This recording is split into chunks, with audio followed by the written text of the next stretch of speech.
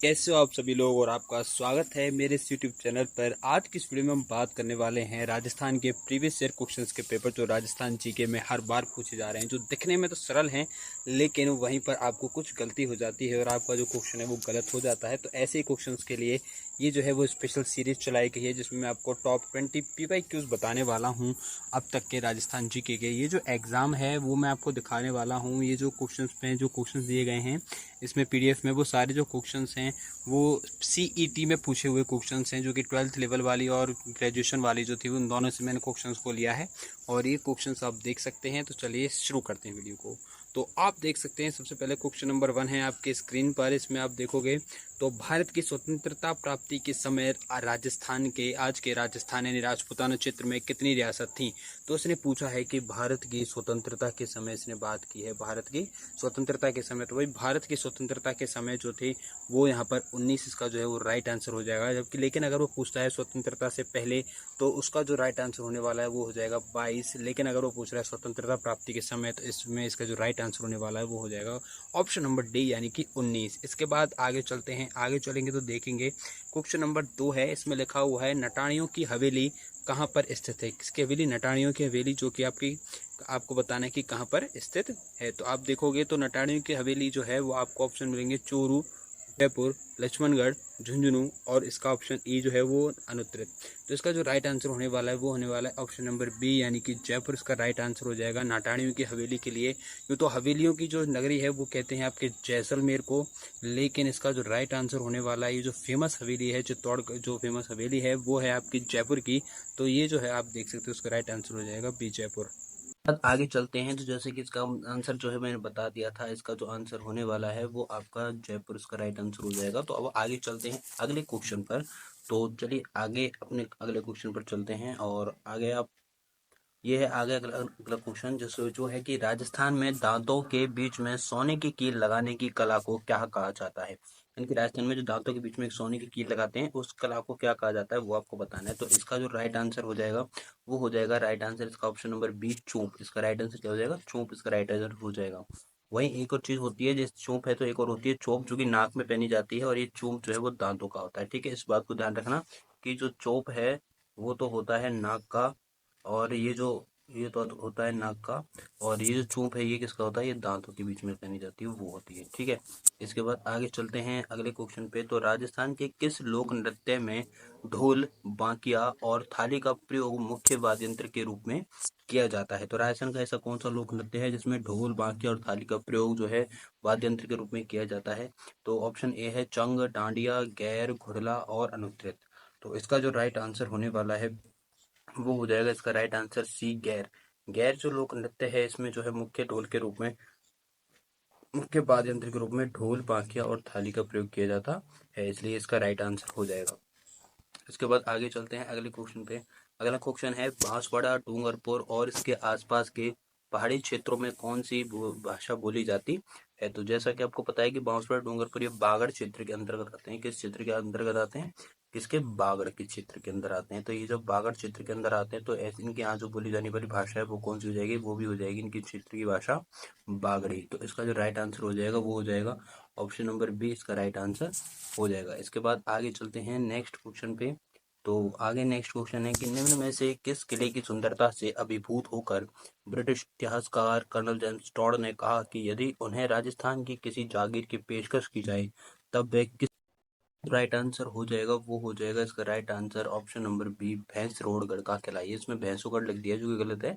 इसका जो right answer होगा वो होगा भैंस रोड गढ़ का किला हो जाएगा इसका राइट आंसर, भैंस रोड गढ़ का किला। ठीक है, इसके बाद आगे बढ़ते हैं नेक्स्ट क्वेश्चन पे।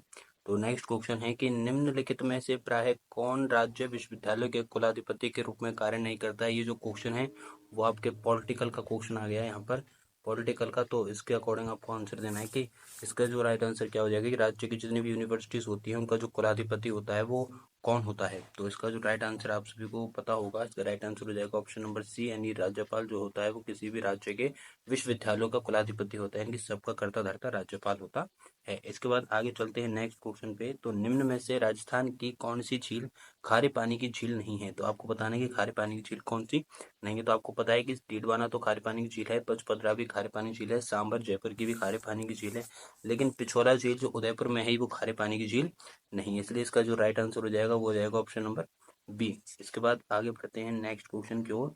तो अगला क्वेश्चन है, इंदिरा गांधी नहर परियोजना IGNP को निम्न में से किसकी बेहतर जीवन रेखा माना जाता है? जो इंदिरा गांधी नहर परियोजना है वो खासकर राजस्थान के किस भाग के लिए लाई गई थी? इसके लिए बताना है किसके लिए जीवन रेखा का काम कर रही है। तो पूर्वी राजस्थान के लिए तो नहीं होगा, दक्षिण राजस्थान के लिए भी नहीं होगा, उत्तरी राजस्थान के लिए भी नहीं, तो पश्चिमी राजस्थान के लिए इसको लाया गया था। तो इसका जो राइट आंसर हो जाएगा वो हो जाएगा ऑप्शन नंबर डी। बढ़ते हैं अगले क्वेश्चन की ओर। तो अगला क्वेश्चन है कि निम्न में से राजस्थान की सबसे लंबी नदी कौन सी है? तो ये क्वेश्चन तो आपने कई बार देखा ही होगा, और ये जो है वो हर बार की तरह CET का जो इस बार पेपर दिया है, पेपर के जो क्वेश्चन है वो दिए गए, तो CET में पूछा गया सेकंड शिफ्ट का सवाल है, ग्रेजुएशन वाली का, तो उसमें पूछा गया सवाल है। तो इसका जो राइट आंसर होने वाला है वो हो जाएगा ऑप्शन नंबर डी, यानी कि चंबल इसका राइट आंसर हो जाएगा। इसके बाद आगे चलते हैं नेक्स्ट क्वेश्चन पे। तो निम्न में से राजस्थान की सबसे लंबी नदी, ये जो क्वेश्चन है दोबारा रिपीट हो गया, तो इसका राइट आंसर हो जाएगा अपने पास ऑप्शन नंबर डी। तो अब चलते हैं अगले क्वेश्चन पे। तो अगला क्वेश्चन है कि कालबेलिया नृत्य कला रूप को यूनेस्को की अमूर्त विरासत सूची में किस वर्ष में शामिल किया गया था? यानी कि जो कालबेलिया नृत्य है वो उसको यूनेस्को की अमूर्त सूची थी, अमूर्त जो यूनेस्को की लिस्ट है इसमें कब शामिल किया गया था? तो इसका जो राइट आंसर हो जाने वाला है वो हो जाएगा ऑप्शन नंबर बी, यानी कि 2010 में इसको शामिल किया गया था। ठीक है, 2010 में कालबेलिया को जो है वो राजस्थान यूनेस्को विश्व धरोहर में शामिल कर लिया गया। इसके बाद आगे चलते हैं नेक्स्ट क्वेश्चन पे।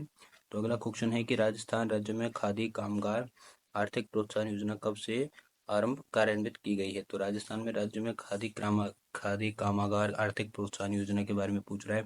तो इसका जो राइट आंसर होने वाला है वो हो जाएगा ऑप्शन नंबर डी, 13 जुलाई 2022 की, यानी कि लेटेस्ट जो है वो उसमें पूछी थी, 1-2 साल पुरानी योजना के बारे में उसने पूछ लिया था। तो इसका right answer option number D हो जाएगा 13 जुलाई 2022 को। इसके बाद नेक्स्ट क्वेश्चन पर चलते हैं।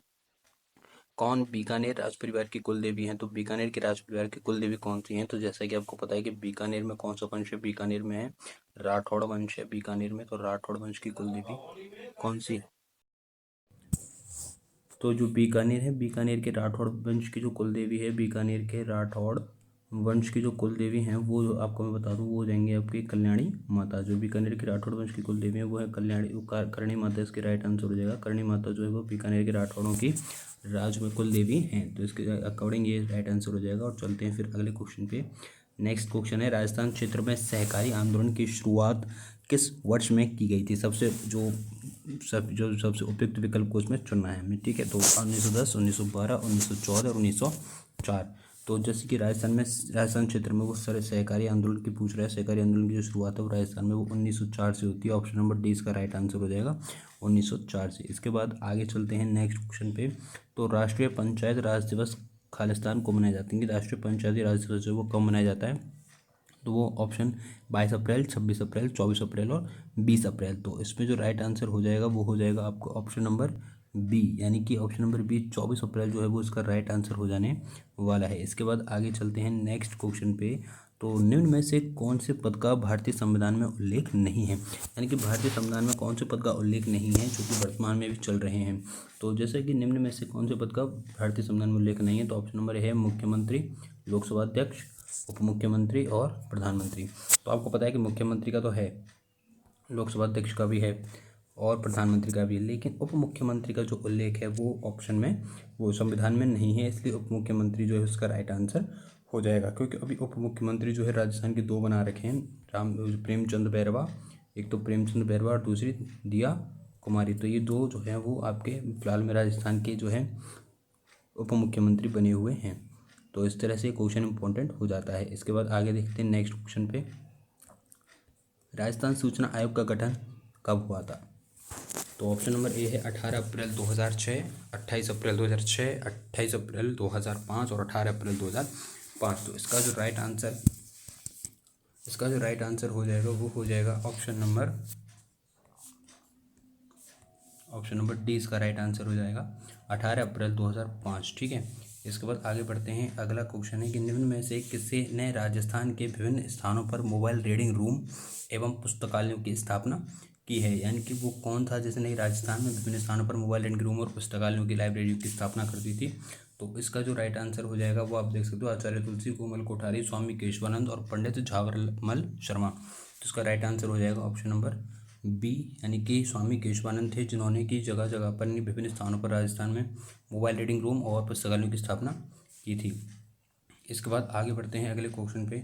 निम्न में से किसने बिजोलिया आंदोलन का नेतृत्व किया। तो सभी को पता होगा प्रारंभ में जो बिजोलिया किसान आंदोलन था इसका नेतृत्व किया था साधु सीताराम दास ने, लेकिन बाद में ये देखो ऑप्शन में नहीं है साधु सीताराम दास, तो इसलिए इसका जो राइट आंसर हो जाएगा वो हो जाएगा आपका option number D Vijay Singh Pathik, क्योंकि साधु सीताराम दास के बाद 1916 में विजय सिंह पथिक ने जो है इसका नेतृत्व संभाला था। तो इसलिए इसका राइट आंसर हो जाएगा विजय सिंह पथिक। इसी के साथ आज के जो क्वेश्चन हैं वो समाप्त होते हैं। और आपको आज की जो थी वो टॉप 20 की जो PYQs टॉप 20 PYQs थी, ये जो सीरीज़ थी वो आपको कैसी लगी कमेंट में बताइएगा। साथ ही अगर आपको कोई क्वेश्चन या आंसर आपको और एक्स्ट्रा पूछना हो तो आप कमेंट में करके बता सकते हैं। और इसके अलावा आपको अब आगे और कौन सी जो है वो सीरीज़ चाहिए ऐसी, वो आप कमेंट में ज़रूर बता दें। ठीक है, तब तक के लिए धन्यवाद।